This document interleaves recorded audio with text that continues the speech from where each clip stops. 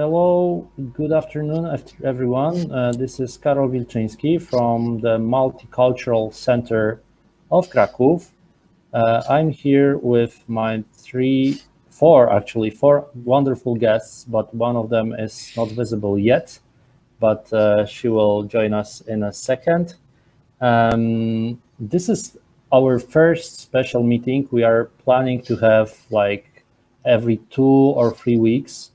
So you will be able to meet, as the name of this event says, fantastic foreigners of Krakow, as well as multicultural face of Krakow. You will be able to discover great minorities living in our cities, ask them any questions, join the discussion, and know how to support them, how to join their work. So just let me know before we will start if you can hear us and if you can see us and if everything is like okay. So I will know that I can start asking my guests here. Today we talk with starting maybe chronologically with the order of speaking. We will start with Jonathan Oldstein. He is the leader and director of the Jewish Community Center of Krakow, an organization devoted to rebuilding Jewish life in Krakow, and I believe you really succeed. Jonathan, you are most welcome here, and I'm really grateful that you joined our discussion tonight. Thank you. Nice to be here, and very excited about all the good work that I'm sure the Multicultural Center will do over the next few years. Very positive development for Krakow. I've been living here for 19 years. I'm originally from the United States, from New York. I lived in Israel for 7 years and Krakow since 2002. 1 year in Łódź before Krakow, which is also why I came to love Krakow so much, I think, because of that 1 year in Łódź. So I've been in Krakow for a long time. I am the executive director of the Jewish Community Center. Maybe just a little bit of background. Krakow and Poland itself was a very Jewish place before the war. The Polish population was 10% Jewish in 1939, right before the war and the Holocaust, 3.5 million Jews. Krakow, in a pre-war population of 250,000, was 65,000 Jews, so a quarter Jewish. Over 90% murdered in the Holocaust. Many of the survivors left. And then during communism, a lot of the remaining Jews in Poland and also in Krakow went underground. And now since 1989, we have two things very interesting going on in our city. One is that there's a tremendous amount of interest in all things Jewish among non-Jews. Krakow, if you're not aware of this, and this is something that the city is very proud of, and I think you can say the largest most famous cultural event in the city of Krakow, certainly internationally, is the Jewish Culture Festival of Krakow, which is the world's largest Jewish culture festival. Started here right before the end of communism, and in its 30th. In the beginning it was every other year, so it's in its 30th or 31st year. Started by 2 non-Jews, one of whom is still running it. So there's a tremendous amount of interest in everything Jewish among non-Jews, a remarkable amount of interest also having to do with Kazimierz, the Jewish quarter, where I'm actually sitting right now, where I live, which is the world's best preserved, or certainly Europe's best preserved Jewish quarter, with 7 remaining pre-war synagogues, which is unique. The youngest synagogue in Krakow is from 1862, and the oldest is from the 15th century. And all 7 of them are within a 10-minute walk of each other. So a unique Jewish heritage. And that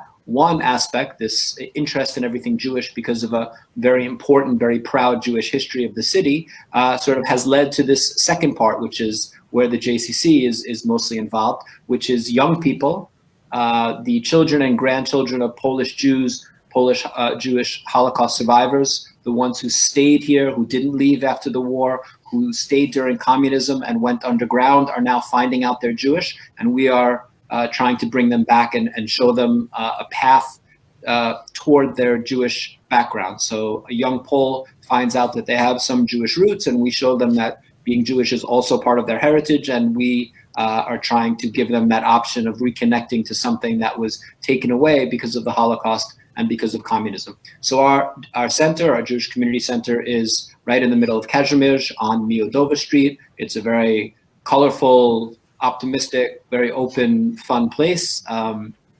We have Jews and non-Jews working together. At this point, it's grown and grown. We have 37 full-time staff.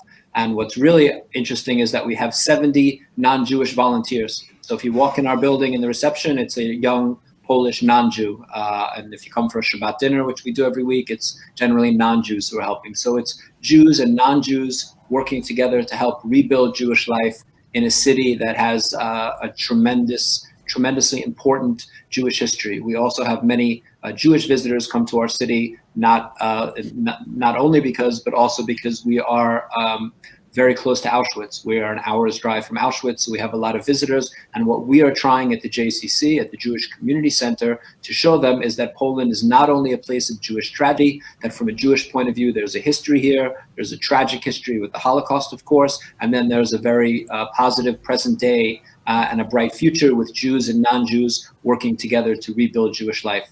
In the last year, when people traveled in 2019, we had 130,000 visitors came through our building. So an incredibly busy building. It's really the center of Jewish life in Kazimierz. There's a lot going on, and once everything reopens, we would love to have people come and visit. And if you're interested in volunteering in a multicultural environment and learning about the Jewish world and sort of helping us rebuild this decimated community by the Holocaust, that's now growing every day. So we'd love to have you. Thank you.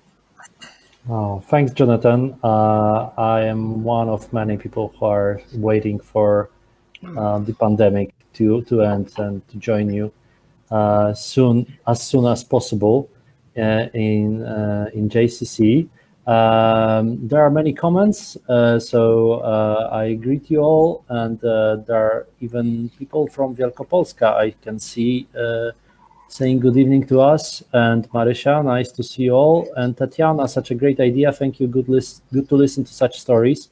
Everyone can ask any questions. Jonathan is a real Krakowian. So, I'm living here much shorter time than Jonathan. So if you have any questions about Krakow, I am pretty sure he is really good man to ask. So please ask your questions, and please also share this fantastic foreigners live discussion, so we can reach more people and more people will know that we are here.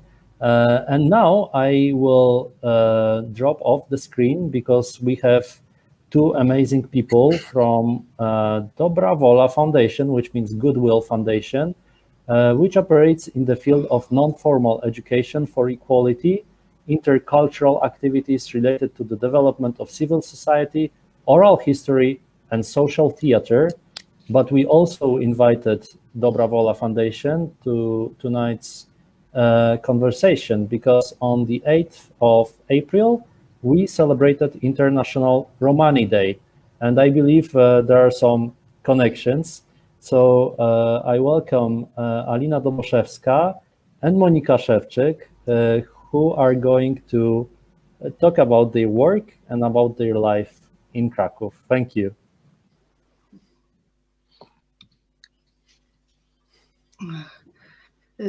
Hello, I'm Alina Doboszewska.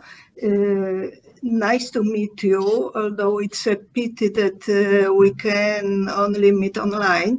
And we would like to thank the organizers for inviting us to this meeting. Me and my friend Monika Szewczyk represent the Dobra Wola Foundation, which has been working in the field of intercultural education for over 15 years. During this time, we have carried out various types of activities, but today I would like to tell you about our oral history projects related to the Roma culture. What is oral history? It is recording and studying audio or video biographical narrative interviews about individuals, families, important events, or everyday life. These interviews are conducted with people who participated in or observed past events and whose memories and perceptions of these are to be preserved for future generations.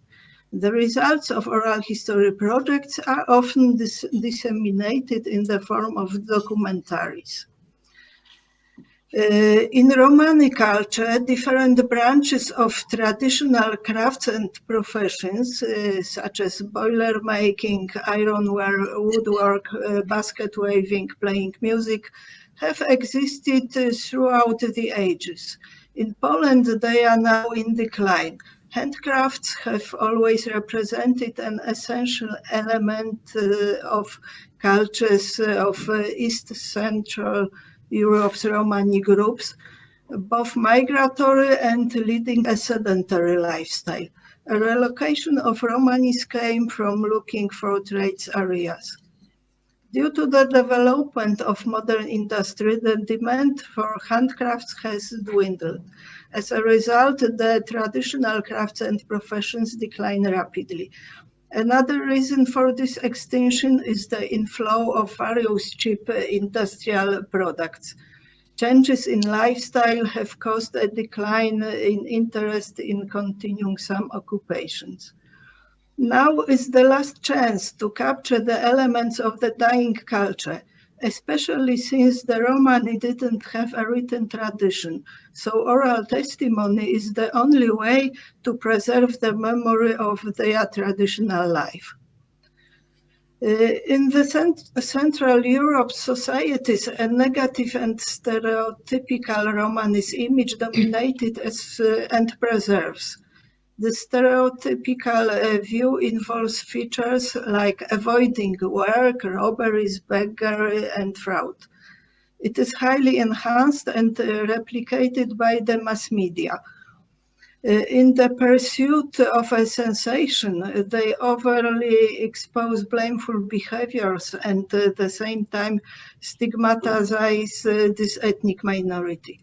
Our goal was to contradict those negative messages and to change the image of Romanis in public awareness.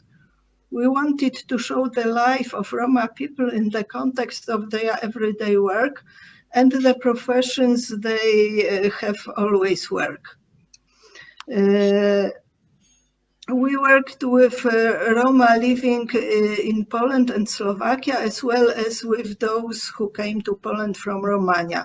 Narratives of witnesses of the performed professions helped us to create an image of a material culture, the traditional lifestyles, and also the Romani's role in local society.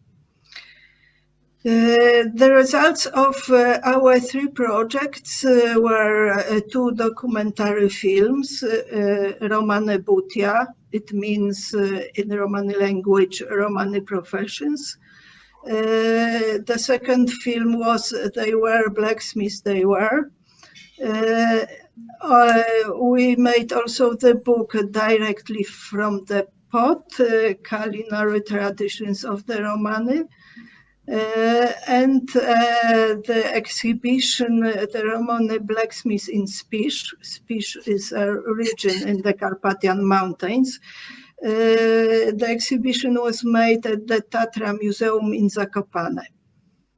A series of these projects was awarded by the European Commission with an entry to the Golden Collection of Good Practices, European Heritage Strategy for the 21st Century. The continuation of these activities was the project Roma in Nowa Huta, devoted to the Roma group that settled in Krakow in the second half of the 20th century. The first Roma arrived in Nowa Huta as early as 1949. They came mainly from poor villages in Spisz and Podhale regions. They decided to leave their homes, places where they had lived for generations, because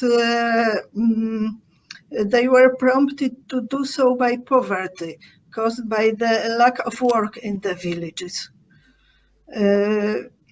Seasonal work at pounding stones for roads, hired work for farmers or playing music were not enough to feed the numerous families. From November to March, it was difficult to find work.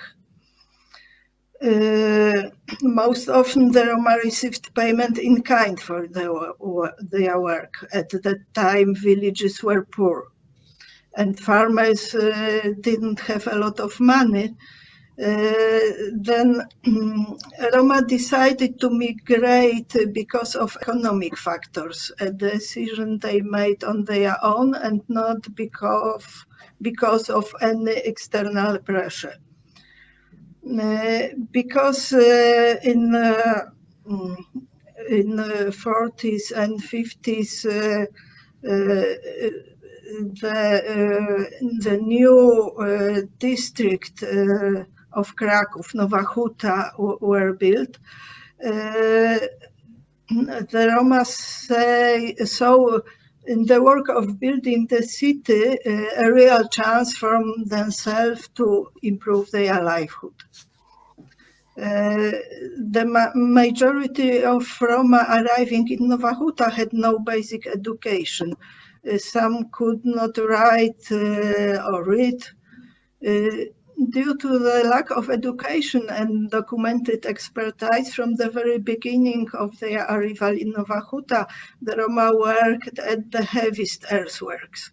But now the third generation of these people, Roma people who came to Nowa Huta and to work in the steel work there, now the third generation is educated and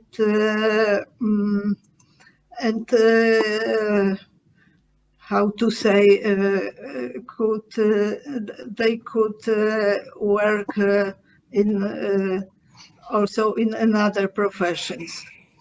Since the beginning of the 1990s, we can see an increase in the social activity of the Roma and the process of creating Roma organizations, whose aim is to protect culture and tradition, social and economic development, civic inclusion and integration in the broad sense of the term. Nowa Huta is an important center for Roma today and in the past. It is here that some of the oldest Roma NGOs operate. The Nowa Huta Roma's ethnic mobilization, practical skills and leadership qualities led to the creation of strong organizations that are still active today. In 2000, the first Roma women's organization in Poland, the Association of Roma Women in Poland, was founded by Krystyna Gil, and the Roma Association in Krakow began its activities as early as 1991 and was registered in 1994. Its president was Marian Gil. Both of them passed away this year. The Savore Integration Association continues the work of the Roma Association in Krakow by Marian's daughter Marzena Fraś. We should mention Izabela and Edyta Jaśkowiak of the Roma Educational Association Harangos, the first Roma youth organization in Poland, initiated by Adam Bartosz and Andrzej Mirga. Harangos brings together young Roma and non-Roma school children, students, masters and doctoral students. The Society for the Promotion of Romani Culture and Tradition Kawejakha was founded at the initiative of the Roma from Nowa Huta and has been active since 2002. Chairman Zenon Bołtyzar is the organizer of the Cyclical Festival International Days of Roma Culture in Krakow.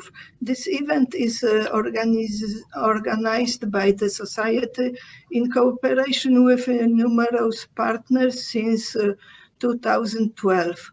With the support of, among others, the Ministry of Interior and Administration, as well as local authorities. Since 2015, the festival has been organized on the Błonia Nowochódzkie and annually attracts crowds of local residents. Today in Nowa Huta, all Roma children finish school, choose their professions, get an education. Many of them graduate from university and work in reputable companies, often holding managerial positions. Today, after 70 years and the changes that have taken place in the Roma society living in Nowa Huta, we can say that the majority of Roma have achieved social advancement. Some of them have higher education, some of them representing Poland on the international arena, such as the artist and lecturer Dr. Krzysztof Gil or Vicky Gabor, Poland's representative in Eurovision Kids. More and more young Roma are successfully self-employed. However, despite the progressive integration and social advancement achieved by the Roma, the former Roma settlers still constitute a separate group in the reality of Nowa Huta, assigned mainly to the oldest settlements. Thank you very much.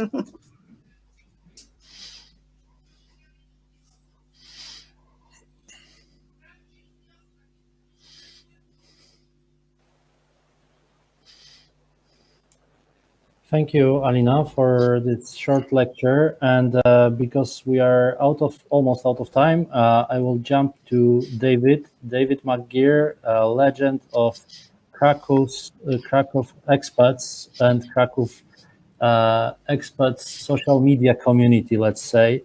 This is my introduction, but I'm very thankful, David, that you also represent Scottish culture here, and you can also, I believe you are also living in Krakow quite long, so you may tell about the city a lot. So there are many questions. There are some questions in the comment section, so thank you very much. If you have any questions, please leave them in the comment section, and just after David finishes, we will ask them all. Thank you. Karol, thank you.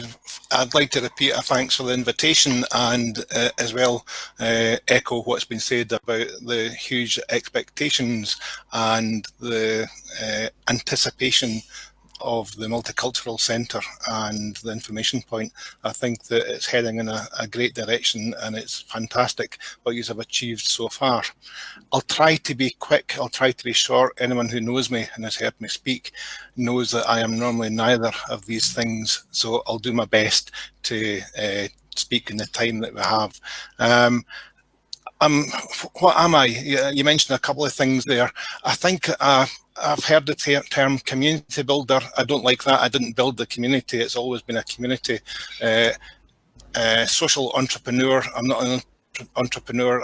I think community activist are more likely accidental community activist, because I discovered Krakow 22 years ago, fell in love, and when I retired from my career 10 years ago, I moved here to live permanently. So Krakow is my home.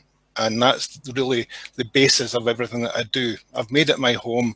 I love the place. I've had so many opportunities, and I want to share that passion about Krakow and to give other people those opportunities to enjoy this wonderful city. That all sounds very grand. My retirement plan was to drink coffee in Krakow cafes. That's what I came here to do. It didn't quite work out. In fact, it definitely didn't work out. How did that happen? Where did the accident take place? Where did the change of direction take place? I got invited I'm a photographer. I did some of that in my previous career. I was a cop before. But I got invited to be the photographer for the Krakow Post. Up until that point, I had zero involvement with Krakow expat community or international community. My entire previous 12 years in Krakow had been entirely Krakowian, in a bit of a bubble with my very bohemian, very wonderful Krakowian friends. When I did the Krakow Post, I had to move on. I had to explore and get to know our readership. The Krakow Post was the English language printed newspaper in Krakow. So I started off as a photographer. The people who were running it had other business interests which grew and grew, and they looked for someone to help them and take over the Krakow Post. So in a moment of madness, I moved from being the photographer. I've never run a business before, never run a magazine before. I've never done any of these things in Poland. And I said, I'll take it on. So I became the managing director, publisher, photographer and salesperson and dog's body for the Krakow Post. And it opened so many doors. It gave me so many opportunities. I met so many wonderful people, and I loved it. I really loved it. But it was bloody hard work. It was damned hard work, and it was a small team. And it got to the point where I had to call it a day. I was working like 16 hours a day, and so I stopped doing that. But it gave me a flavour of what I can do to help the community. I saw where the gaps were, I saw where the needs were, I saw what people needed and wanted.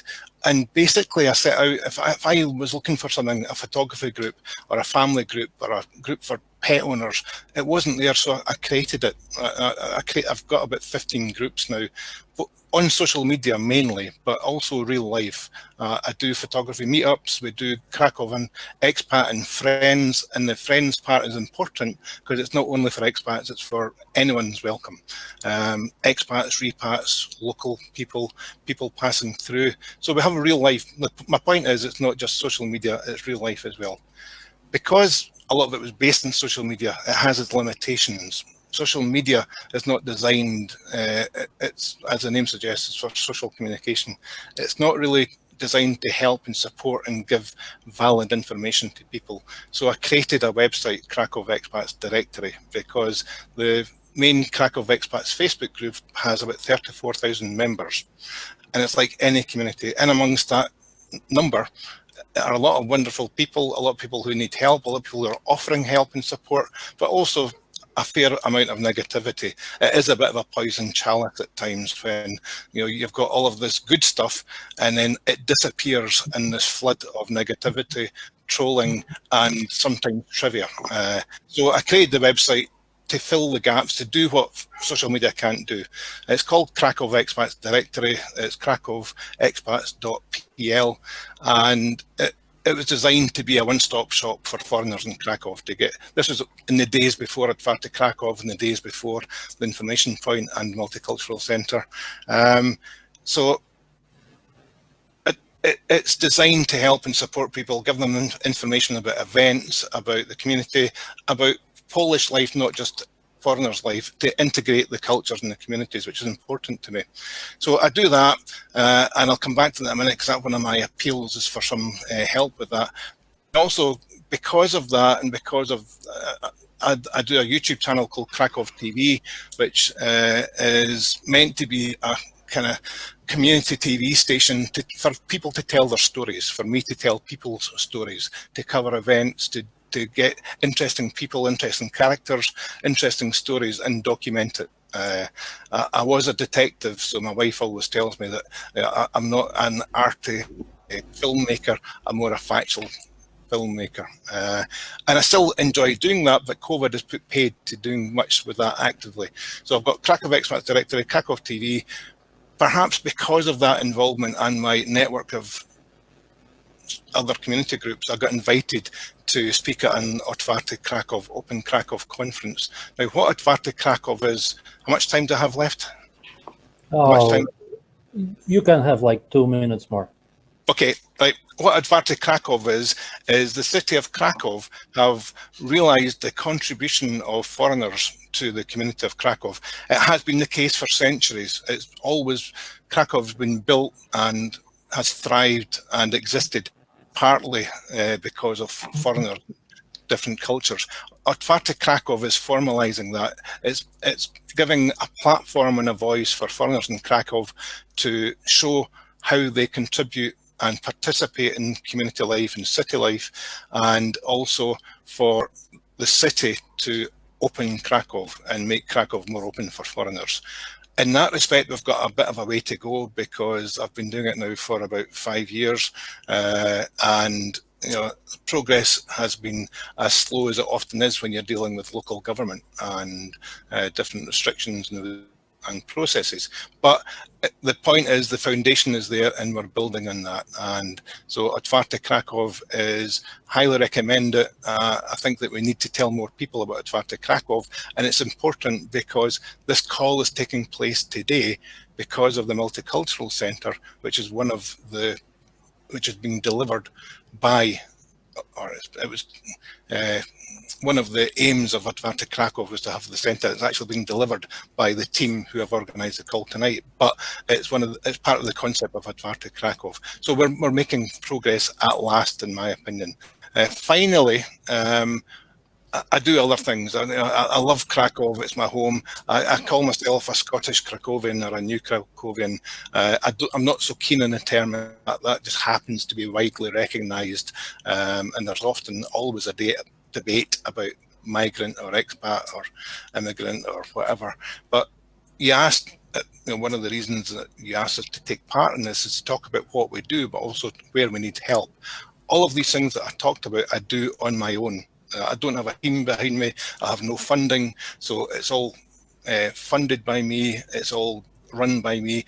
And so I have limitations, and I really, really want to do more. I can see that there's a definite need for more information, for getting this stuff out to people. So if anyone thinks that they would be happy to join either the Krakow Expats Directory or Krakow TV when COVID permits, I'd be more than welcome. I didn't think that I found it difficult to ask for help, but I must do, because I haven't asked for help. This is the first time I've publicly asked for help and support for people to join.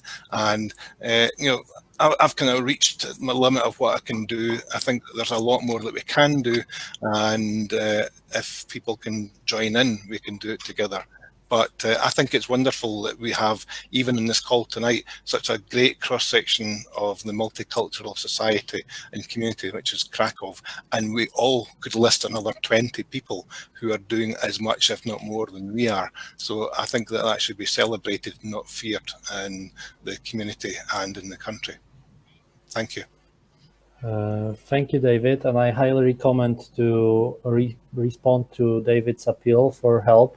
There are many questions also to David, our good spirit of Krakow social media. So maybe I will start from questions to David, and then we'll come back to Jonathan and Alina and Monica. And here is a question from Tatiana. How do you see a good functioning community of expats in Krakow? What actions, events, how do you see it in ideal by your vision? Yeah, it's not easy because people have different needs. And actually, Tatiana is one of these people I was thinking about a second ago when I said that we can all list people who do as much, if not more, than we do. Tatiana is one of the founding members of Collaborate Krakow, who do a huge amount in the community. And so the events prior to COVID, I'll stop saying that because take it as a given that I'm talking about in normal times. What Collaborate Krakow did and are still doing to the best of their ability, what Jonathan's doing at JCC, what the new Multicultural Centre are starting to introduce. All of these events are starting to engage people, to get people more actively involved. I did a presentation to Otwarty Krakow a month ago, and I talked about contribution, participation and activity, and that's what people want. And I've also, on your volunteer calls for the information point, people are craving social contact, not just because of COVID, but one of the things that struck me, I'm lucky, Krakow has been like a home from home even before it became my home. But a lot of people arrive here, they're in a corporate job, they're living in their apartment or their room, and they really need to meet people. And so I think to get people together, Tatiana's herself posted about a cleanup in an area in Krakow, to be actively participating and taking part. I did expat meetups, and it was hit or miss. Sometimes we got 10 people, sometimes we got 90 people. There was no consistency, and it's hard to arrange these when you don't know what the response is going to be. But I think, Tatiana, what you're doing, what the centre are doing, and what the other groups are doing is coming together. Often we struggle to get the message out there, to get people engaging with us, and event, calls like this today, this project that you're doing helps to share that information. Mm-hmm. And another question from Anna. I believe I will ask David and Jonathan, because Anna asks, is there anything more you would still hope to do in Krakow? But I'm personally struck sometimes by the level of xenophobia or anti-Semitism, Jonathan, right, growing in Poland. What in this context you would hope to do in our city? And maybe let's start with Jonathan. Well, I'm not sure to say how much it's growing. It depends what your expectations are. If you expect a world with no anti-Semitism, then things aren't so good. If you see the way things have been and the way things are in other countries, where it's not safe to be, many times it's not safe to walk around, with a kippah, to be visibly Jewish. Synagogues have to be guarded, and Jewish schools, and there's quite a threat to Jews and Jewish institutions. Then Krakow and Poland look pretty good. I think Krakow is a very safe place to be Jewish. I think that there is anti-Semitism here, or in Poland there's anti-Semitism anywhere and everywhere, as there is racism anywhere and everywhere, and xenophobia and homophobia and other things. But I don't feel that it's such a problem in Krakow. I think that there are certain things that are more like old stereotypes. I wouldn't mind shops not stopping to sell, Jews holding coins, which is, not a very helpful stereotype over the centuries, and what it's led to in terms of persecution of Jews. But, I think it's a city that is very, very much in touch with its Jewish history. It's very much in touch with Jewish culture. And I think that's something positive, but people should always, like with any other type of prejudice, we should call it out when we see it, whether it's against Jews or people of color or people that are, of any different sexual orientation or anything else. So, but I think Krakow is a much safer and better place to be Jewish than just about anywhere else in the world, to be honest. Thanks a lot. Maybe Łódź is worse than Krakow, right? You're not setting the bar very high if it's only Łódź or Krakow, but yeah. Okay, no and David, what are your hopes? Do you have any specific projects in mind right now which are needed in our city? I think go back to your theme a moment ago. In Otwarty Krakow, we have different thematic groups, and the one that I'm most active and interested in is the hate crime and racism group.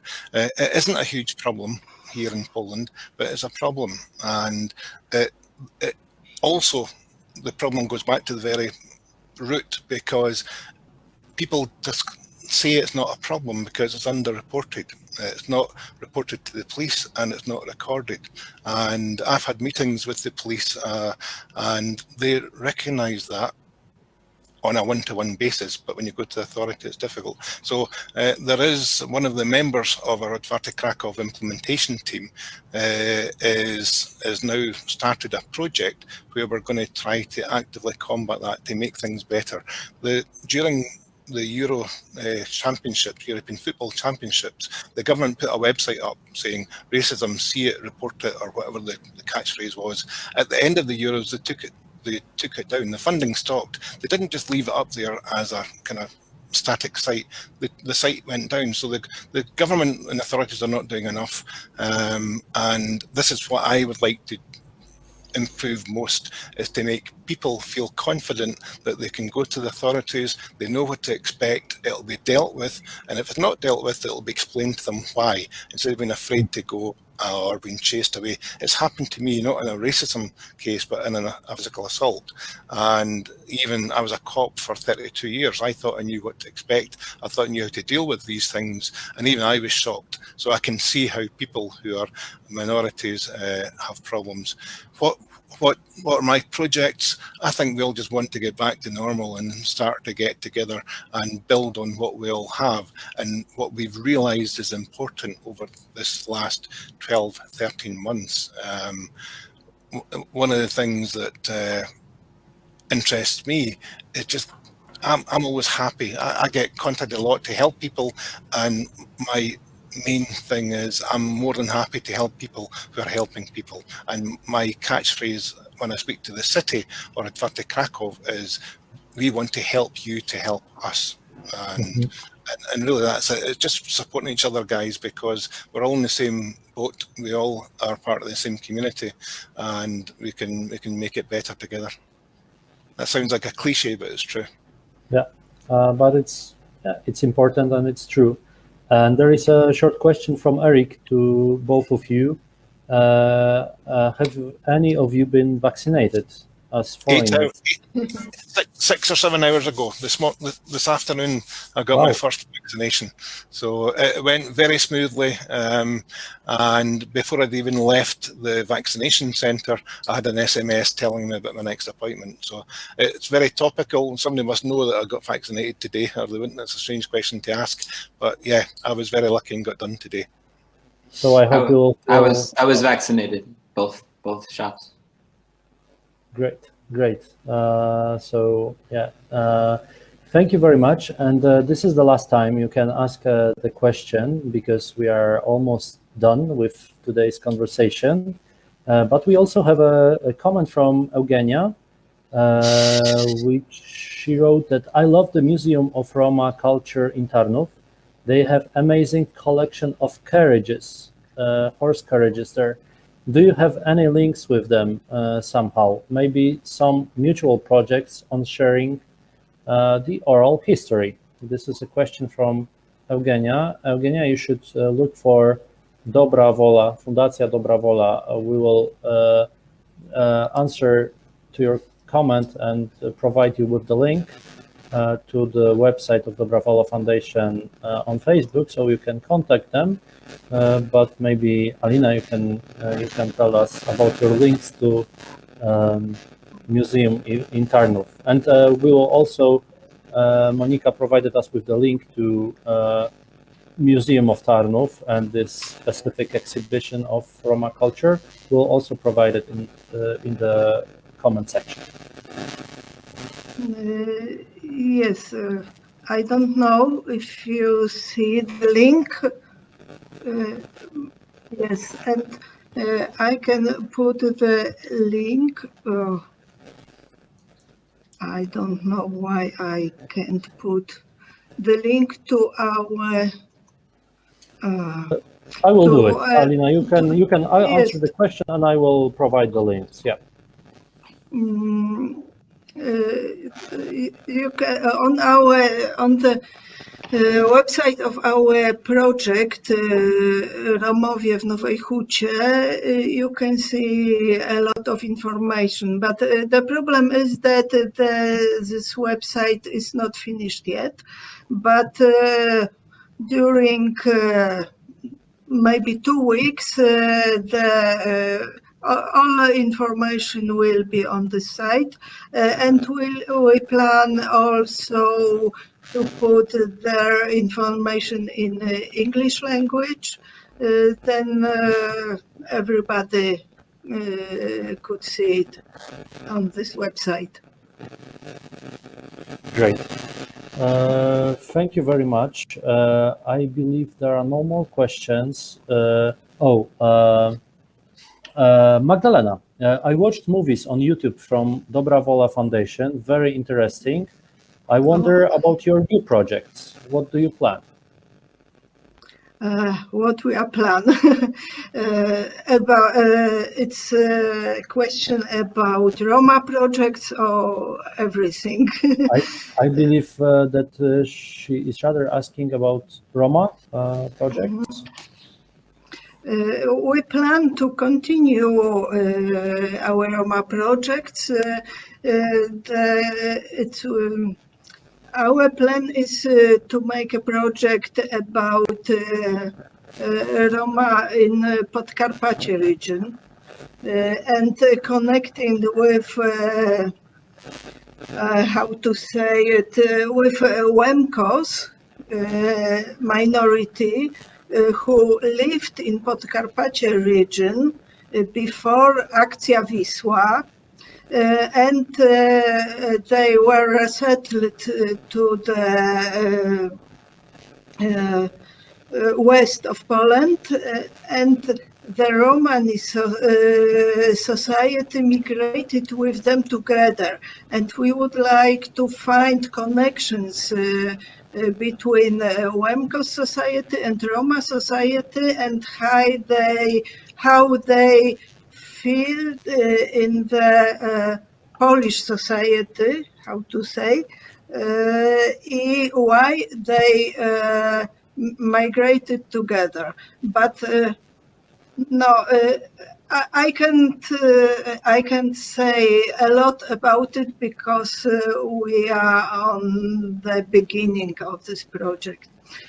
But about our films, I have to say that we started the film about the war in Ukraine.